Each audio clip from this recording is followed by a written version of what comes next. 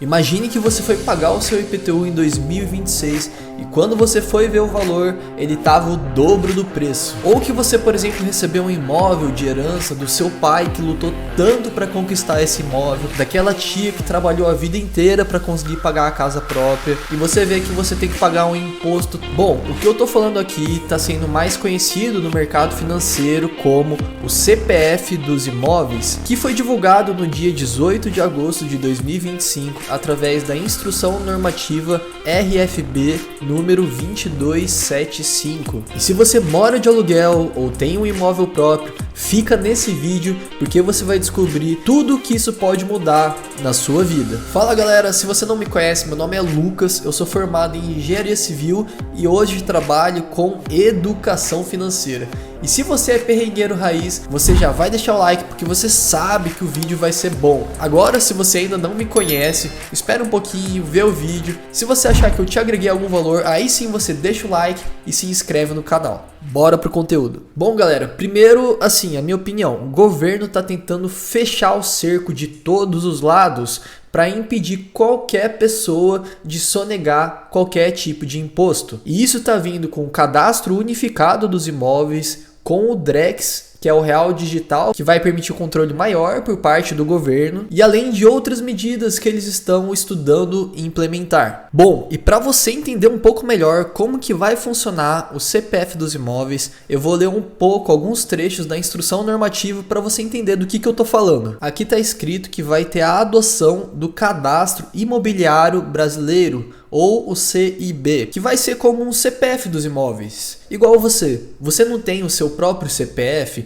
que é um número único para identificar você? Então, agora os imóveis também vão passar a ter um CPF, que seria o CIB. E por que eles querem que cada imóvel tenha o seu próprio CPF? Para que eles possam identificá-lo num cadastro muito maior, um cadastro nacional. E esse cadastro nacional de imóveis que eu tô falando é o Sistema Nacional de Gestão de Informações Territoriais, ou o SINTER. E galera, como que funciona hoje em dia? Cada cartório tem o seu registro específico do seu imóvel. E os dados daquele registro, como por exemplo o valor de mercado, a metragem quadrada, ele não é compartilhado numa rede de informações. Cada cartório tem o seu próprio registro e cada proprietário tem a sua própria documentação. Agora, com a implantação dessa instrução normativa, os cartórios vão ser obrigados a registrar todos os imóveis que eles têm nesse cadastro nacional. E lá eles vão ter que incluir informações como, por exemplo, o nome do proprietário, a metragem quadrada, o valor de mercado, o valor venal e outras informações importantes. Porque dessa forma o governo vai conseguir cruzar alguns dados. Por exemplo, vamos supor que eu moro em um determinado apartamento e que eu tenha várias contas lá, como por exemplo internet, água, energia, e que eu pague um aluguel, mas que o proprietário desse apartamento não declare o aluguel. Mas quando o governo for ver no Sistema Unificado Nacional de Cadastro de Imóveis, ele vai ver que, bom, calma aí, o Lucas está morando nesse apartamento aqui, mas esse apartamento aqui pertence a essa outra pessoa, mas ele não declara nada de aluguel, mas como o apartamento não é do Lucas, provavelmente ele deve estar pagando aluguel. Aí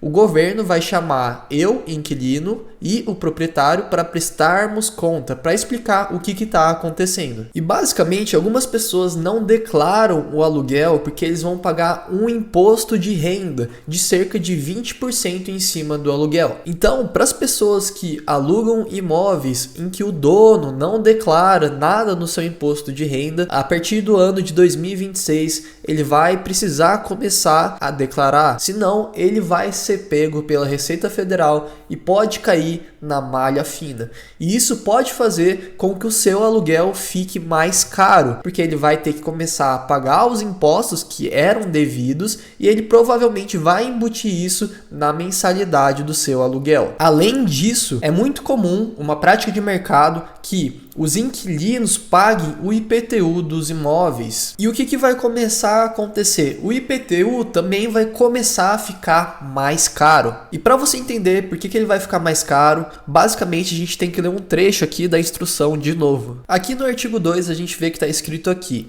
aos bens imóveis registrados para fins de apuração de seu valor de referência. E o que é esse valor de referência? Basicamente, é a estimativa de valor de mercado dos bens imóveis apurada conforme o artigo 256. Se você não entendeu nada, relaxa que eu te explico. Bom, basicamente, hoje o IPTU é calculado com base no valor venal do imóvel. E esse valor venal do imóvel é uma estimativa técnica que as prefeituras fazem com base na metragem quadrada e em outras informações para calcular impostos, como por exemplo o ITBI e o IPTU. Mas o que acontece hoje é que o valor venal acaba sendo muito diferente do valor de mercado de um imóvel. Por exemplo, um apartamento que hoje pode ser cadastrado na prefeitura como um valor venal de 250 mil, pode estar sendo negociado no mercado por um valor de, por exemplo, 300 mil reais. Então, para esse imóvel em específico, o IPTU era calculado com base nesses 250 mil reais. Agora, com essa instrução normativa,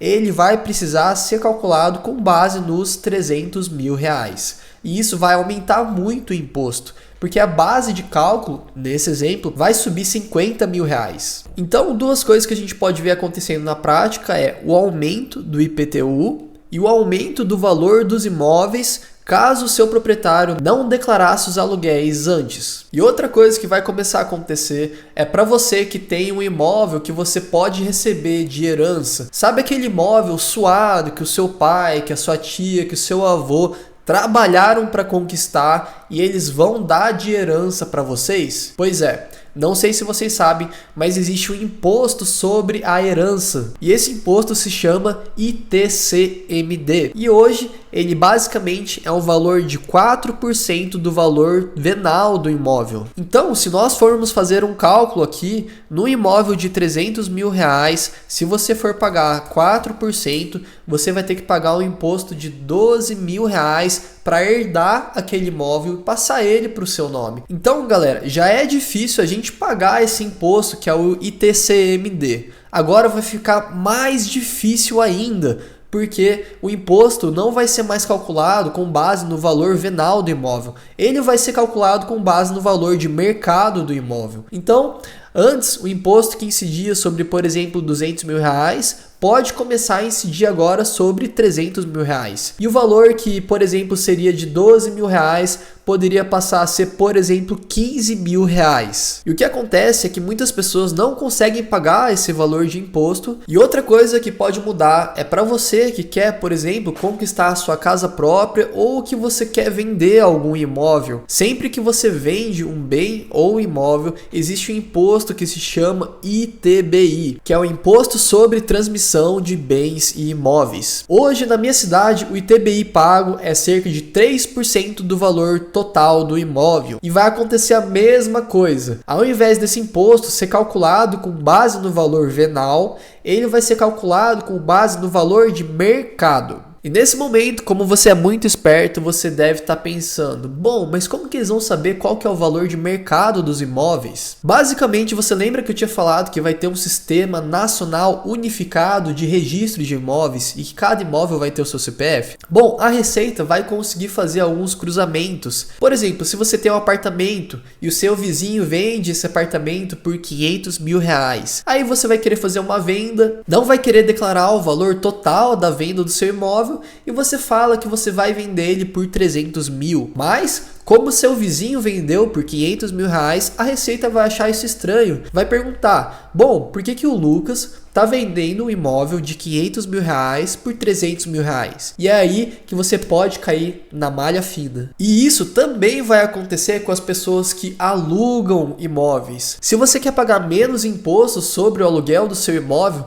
você pode declarar que você está alugando ele por exemplo, R$1.000, quando na verdade você está cobrando 3 mil reais do inquilino. Mas a Receita também vai conseguir fazer esse cruzamento. Ela vai ver assim, nossa, tem outro apartamento alugando no mesmo lugar que o Lucas, mas a pessoa está pagando 3 mil. Por que o Lucas está pagando R$1.000? E aí que eles vão começar a suspeitar de uma prática de sonegação fiscal. E isso pode implicar em multas. Multas tanto para o inquilino quanto para o locatário. Então, galera, realmente em 2026 não vai ter muito o que fazer. Se você tem imóvel, se você vive de aluguel, se você vai herdar algum imóvel ou se você pretende comprar a sua casa própria, os impostos que você vai pagar em cima vão aumentar e vão aumentar muito. Então, galera, me deixa a sua opinião aqui nos comentários. O que você acha desse CPF dos imóveis, desse cadastro nacional que vai começar a rodar em 2026? Galera, toda semana eu trago conteúdo de valor sobre finanças e investimentos, conteúdos que você vai utilizar no seu dia a dia. Então, se você não é inscrito no canal, já se inscreve aqui, porque eu vou soltar aulão sobre investimentos, renda fixa, fundos imobiliários, vou te ensinar a sair do perrengue financeiro e vou fazer a sua vida financeira ficar muito melhor. E se você curtiu o vídeo também, senta o dedo no like. E galera, por hoje é só. Meu nome é Lucas, vou ficando por aqui e até a próxima.